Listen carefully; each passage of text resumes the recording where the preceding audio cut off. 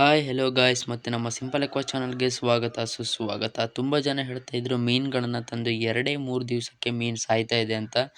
ಅದಕ್ಕೆ ಈ ವಿಡಿಯೋದಲ್ಲಿ ಮೀನುಗಳು ಸಾಯಲು ಕಾರಣಗಳೇನು ಅನ್ನೋದ್ರ ಬಗ್ಗೆ ಈ ವಿಡಿಯೋದಲ್ಲಿ ತಿಳಿಸ್ಕೊಡ್ತಾ ಇದ್ದೀನಿ. ನೀವೇನಾದರೂ ನಮ್ಮ ಚಾನಲ್ಗೆ ಮೊದಲನೇ ಬಾರಿ ವಿಸಿಟ್ ಮಾಡಿದರೆ ಪಟಾಪಟ್ ಅಂತ ಸಬ್ಸ್ಕ್ರೈಬ್ ಮಾಡ್ಕೊಳ್ಳಿ ಅಂತ ಹೇಳ್ತಾ ಇವತ್ತಿನ ವಿಡಿಯೋನ ಸ್ಟಾರ್ಟ್ ಮಾಡೋಣ. ಮೀನುಗಳು ಸಾಯೋ ವಿಷಯಕ್ಕೆ ಬಂದರೆ ತುಂಬಾ ಕಾರಣಗಳಿವೆ, ಆದರೆ ಇದರಲ್ಲಿ ನಾನು ಬರೀ ಮುಖ್ಯವಾಗಿ 5 ಕಾರಣಗಳನ್ನು ತಿಳಿಸ್ಕೊಡ್ತಾ ಇದ್ದೀನಿ. ಮೊದಲನೇದು ಬಂದ್ಬಿಟ್ಟು ಸಣ್ಣ ಅಕ್ವೇರಿಯಂಗಳಲ್ಲಿ ಮೀನುಗಳನ್ನು ಸಾಕೋದು. ಹೌದು, ತುಂಬ ಜನ ಈ ತಪ್ಪನ್ನು ಮಾಡ್ತಾ ಇರ್ತಾರೆ. ಸಣ್ಣ ಅಕ್ವೇರಿಯಂಗಳಲ್ಲಿ ತುಂಬ ಮೀನುಗಳನ್ನು ಇಡ್ತಾರೆ. ಈ ರೀತಿ ಮಾಡೋದ್ರಿಂದ ಮೀನಿಗೆ ಉಸಿರಾಟದ ತೊಂದರೆಯಿಂದಾಗಿ ಮೀನುಗಳು ಸಾಯ್ತವೆ. ಆದ್ದರಿಂದ ಸ್ವಲ್ಪ ಮೀನುಗಳನ್ನು ಸಾಕುವಾಗ ಆದಷ್ಟು ದೊಡ್ಡ ಟ್ಯಾಂಕನ್ನು ಯೂಸ್ ಮಾಡಿ. ಏನಾದರೂ ಸಣ್ಣ ಟ್ಯಾಂಕ್ನಲ್ಲೇ ಸಾಕ್ತೀರಾ ಅನ್ನೋದಾದರೆ ಸಣ್ಣ ಜಾತಿಯ ಮೀನುಗಳನ್ನು ಸಾಕಿ. ಹಾಗೆ ಎರಡನೇದೇನಪ್ಪ ಅಂದರೆ ಮೀನಿನ ಟ್ಯಾಂಕ್ಗಳನ್ನು ಪದೇ ಪದೇ ಕ್ಲೀನ್ ಮಾಡ್ತಾ ಇರೋದು. ಹೌದು, ಈ ಮೀನುಗಳ ಟ್ಯಾಂಕ್ಗಳನ್ನು ಪದೇ ಪದೇ ಕ್ಲೀನ್ ಮಾಡೋದು ಕೂಡ ಒಂದು ಮುಖ್ಯವಾದ ಕಾರಣವಾಗಿದೆ. ನೀವು ಈ ಥರ ಮಾಡೋದ್ರಿಂದ ಮೀನುಗಳಿಗೆ ನೀರಿನಲ್ಲಿ ಹೊಂದಿಕೊಳ್ಳೋದು ತುಂಬಾ ಕಷ್ಟ ಆಗುತ್ತೆ. ಇದರಿಂದ ಕೂಡ ಮೀನು ಸಾಯ್ತವೆ. ಆದ್ದರಿಂದ ನೀವು ವಾರಕ್ಕೊಮ್ಮೆ ನಿಮ್ಮ ಟ್ಯಾಂಕ್ನ 30% ನೀರನ್ನು ತೆಗೆದು ಶುದ್ಧವಾದ 30% ನೀರನ್ನು ಮತ್ತೆ ನಿಮ್ಮ ಟ್ಯಾಂಕ್ಗೆ ಹಾಕಿ. ಈ ಥರ ಮಾಡೋದ್ರಿಂದ ಮೀನುಗಳು ಸಾಯೋ ಚಾನ್ಸಸ್ ತುಂಬಾ ಕಡಿಮೆ ಇರುತ್ತೆ. ಹಾಗೆ ಮೂರನೇದು ಬಂದುಬಿಟ್ಟು ಮೀನುಗಳಿಗೆ ಅತಿ ಹೆಚ್ಚು ಫುಡ್ಗಳನ್ನು ನೀಡೋದು.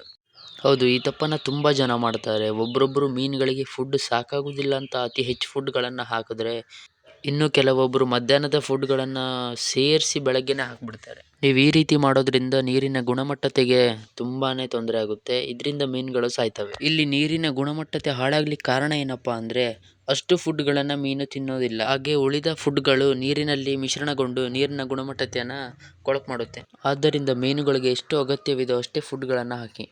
ಹಾಗೆ ನಾಲ್ಕನೇದೇನಪ್ಪ ಅಂದರೆ ನೀರಿನ ಗುಣಮಟ್ಟತೆಯನ್ನು ಕಾಪಾಡಿಕೊಳ್ಳೋದು. ಹೌದು, ನೀರಿನಲ್ಲಿ ರಾಸಾಯನಿಕ ಮತ್ತು ಕ್ಲೋರಿನ್ ಅಂಶಗಳಿದ್ದರೆ ಮೀನುಗಳು ಸಾಯ್ತವೆ. ಆದ್ದರಿಂದ ಮೀನುಗಳಿಗೆ ಆದಷ್ಟು ಬಾವಿ ನೀರನ್ನು ಉಪಯೋಗಿಸಿ. ಐದನೇದೇನಪ್ಪ ಅಂದರೆ ಮೀನುಗಳ ಆಯ್ಕೆ. ಹೌದು, ನೀವು ಮೀನಿನ ಅಂಗಡಿಗಳಲ್ಲಿ ಮೀನುಗಳನ್ನು ಪರ್ಚೇಸ್ ಮಾಡುವಾಗ ಆ ಮೀನಿನ ಹೆಲ್ತ್ ಕಂಡೀಷನನ್ನು ನೋಡಿ ಪರ್ಚೇಸ್ ಮಾಡಿ.